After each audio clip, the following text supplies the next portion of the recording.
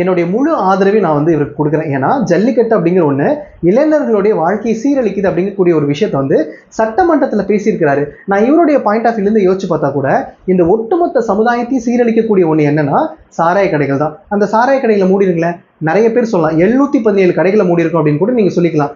அதே அமைச்சர் தான் சொல்றாரு, உங்களுக்கு என்ன பிராண்ட் சரக்கு வேணும்னு சொல்லுங்க, நான் கொண்டு வரேன், எல்லாத்தையும் ஆன்லைன்ல மாற்றுவோம், சிஸ்டமையே மாற்றுவோம், நம்ம டோர் டெலிவரி பண்ணலாம்னு சொல்றாரு. அந்த அமைச்சர்கிட்ட சொல்லுங்க, சமுதாயத்தை இது சீரழிக்குது, தயவு செஞ்சு இதை மூடுங்கன்னு உங்க அமைச்சர்கிட்ட கொண்டு போய் சொல்லுங்க. நான் என்ன சொல்றேன்னா 717 கடைகள் அப்படிங்கிறது இது ஆரம்ப கட்டம் அப்படின்னா நீங்க என்னைக்கு போய் முடிப்பீங்க, என்னைக்கு மூடுவீங்க, அந்த தேதியை மட்டும் சொல்லிருங்க. இதை பத்தி நாங்க பேசவே இல்லை. இளைஞர்களுடைய வாழ்க்கையை ஜல்லிக்கட்டு சீரழிக்குது அப்படின்னு வச்சுக்கலாமே. நான் என்ன சொல்றேன்னா தமிழர்களுடைய வீரத்தை வந்து வெளிப்படுத்துறதுக்கு இந்த ஜல்லிக்கட்டு தான் கிடையாது. அப்ப ஜல்லிக்கட்டுல கலந்துக்காதவெல்லாம் வீரனே கிடையாதா? நான் அந்த பாயிண்ட் ஆஃப் வியூக்கு நான் வரல. என்னுடைய அடிப்படை கோரிக்கை என்ன அப்படின்னா இந்த ஜல்லிக்கட்டு அப்படிங்கக்கூடிய ஒண்ணு வந்து நாட்டு மாடுகளுடைய இனத்தை வந்து பாதுகாக்கிறதுக்கு இருக்கக்கூடிய ஒரு மிகப்பெரிய ஒரு அமைப்பு, ஒரு கட்டமைப்பு அப்படின்னு நீங்க பாத்துக்கோங்க.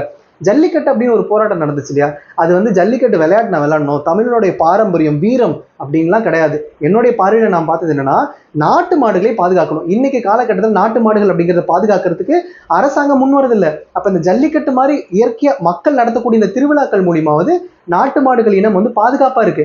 இன்னைக்கு நீங்க வந்து நிறைய பஞ்சம் வருது, நிறைய வந்து குளோபல் வார்மிங் நடக்குது, புவி வெப்பமயமாதல் நடக்குதுன்னு பேசுறோம் இல்லையா, அவ்வளோ பஞ்சத்திலையும் வித்ஸ்டாண்ட் பண்ணி இருக்கக்கூடிய நம்மளுடைய நாட்டு மாடுகளை வந்து பாதுகாக்கணும். அதுக்காவது ஜல்லிக்கட்டு நடக்கிறத விடுங்க.